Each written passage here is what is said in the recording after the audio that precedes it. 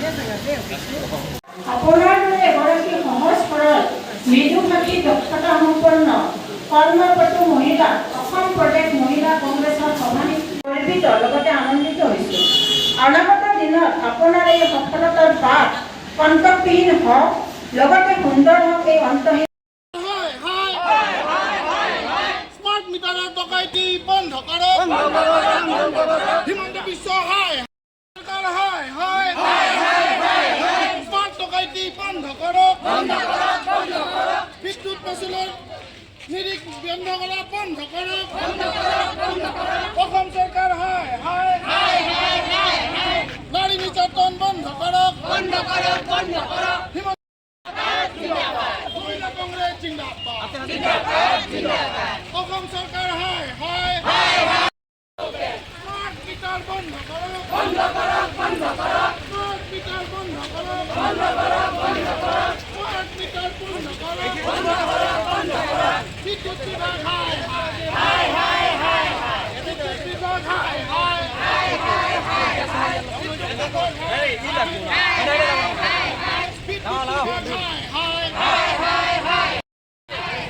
মহিলা কংগ্রেস জিন্দাবাদ। তৃণমূল ঠাকুর জিন্দাবাদ। বিজেপি সরকার হায় মুখ্যমন্ত্রী হায় মুখ্যমন্ত্রী হুঁশিয়ার শক্তিমন্ত্রী হুঁশিয়ার বিদ্যুৎ বিভাগ হুঁশিয়ার এই জুই চলিছে এই জুই চলিছে এই সংগ্রাম চলিছে এই সংগ্রাম চলিছে মহিলা কংগ্রেস জিন্দাবাদ। মীরাবর ঠাকুর জিন্দাবাদ। ভূপেন বরা জিন্দাবাদ। হিমন্ত বিশ্ব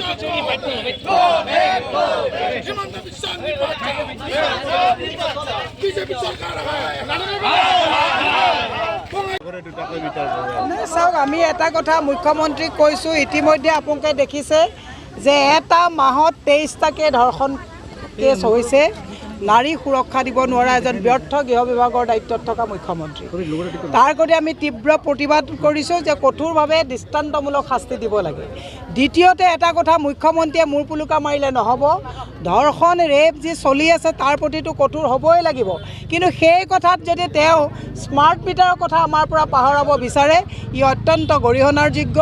আমি শক্তিমন্ত্ৰীৰ নামটো একচুৱেলি ল'বলৈকে বেয়া পাইছোঁ, কাৰণ শক্তিমন্ত্ৰীগৰাকী হৈছে এগৰাকী ৰাবাৰ ষ্টাম্প। গতিকে স্মাৰ্ট মিটাৰ কোনো কাৰণে আমাক নালাগে।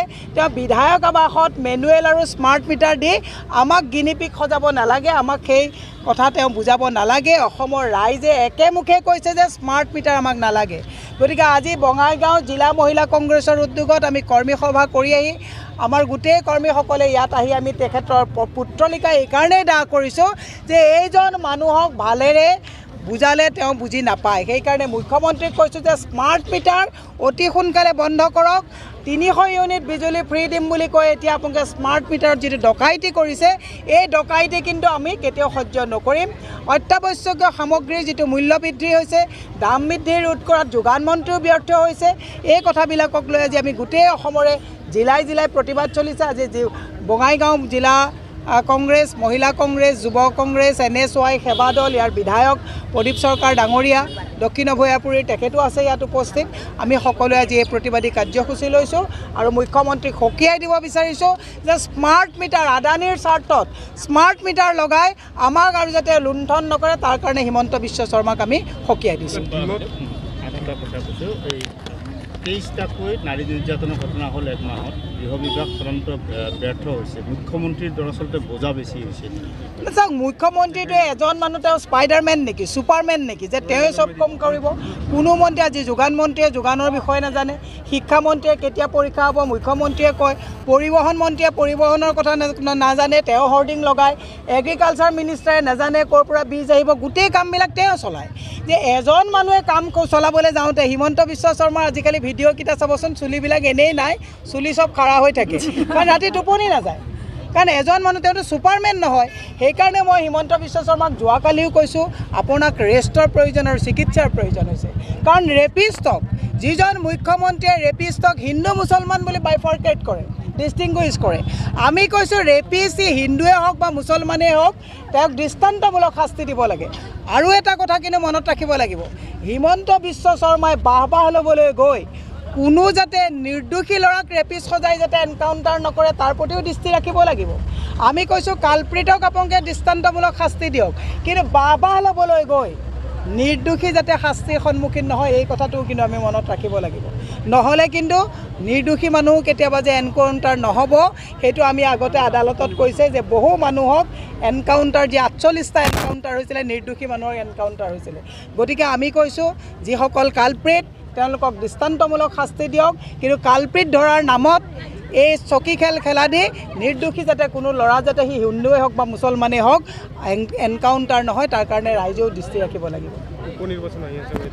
উপনিৰ্বাচন আহি আছে। আজি আমি বঙাইগাঁও জিলাত আহিছোঁ। বঙাইগাঁওবাসী ৰাইজলৈ মোৰ এটা আহ্বান আছে, 35টা বছৰকৈ যিজন মানুহ ইয়াৰ পৰা MLA হৈছে তেওঁ থকা সমষ্টিত আপোনালোকে বাইকখন চলাই গ'লে ৰাস্তাৰ যিবিলাক খলা বোমা গাঁত এই গাঁতবিলাক ৰাইজে দেখিছেনে নাই? ৰাইজে যদি ভাল নেতা নপঠায় হৈ গৈছে আৰু তেওঁক এতিয়া দিল্লীলৈ পঠাই দিছে, আৰাম কৰক। শুনিছোঁ তেখেতৰ পৰিয়ালৰ কোনোবা পৰিবাৰে খেলিব। যিজন মানুহে 35 বছৰে ৰাস্তাৰ গাঁত ঠিক কৰিব পৰা নাই, বঙাইগাঁও মই সেই 30 বছৰ আগত আহোঁতেও যিটো এতিয়া অলপ কিবা ডেভেলপড হৈছে তেওঁৰ সমষ্টিত। গতিকে ৰাইজে যদি আকৌ তেওঁৰ পৰিবাৰকে পঠায় যেনেকুৱা ৰাইজে ৰজা পঠাব তেনেকুৱাই প্ৰতিফলন পাব। হিমন্তক মামা বনাইছিলে, এতিয়া মামা কংস মামা ওলালে। গতিকে তেনেকৈ যদি ইয়াত ফণীভূষণ চৌধুৰী ডাঙৰীয়াৰ পৰিয়ালৰ মানুহক পঠায় তেতিয়া দুৰ্ভাগ্য বঙাইগাঁওবাসী ৰাইজ। আমি সেইকাৰণে কৈছোঁ যদি সঁচাকৈ বঙাইগাঁৱৰ সমষ্টিৰ উন্নয়ন বিচাৰিছে, সঁচাকৈ ৰাইজে যদি কিবা পৰিৱৰ্তন বিচাৰিছে, পৰিৱৰ্তনৰ স্বাৰ্থত আপোনালোকে এবাৰ এই পৰিয়ালটোৰ পৰা ৰাজনীতিটো আপোনালোকে উঠাই আনি আপোনালোকে সহায় কৰক। আমি বিশ্বাস দিছোঁ যে বঙাইগাঁৱত আমি পৰিৱৰ্তন আনিব পাৰিম।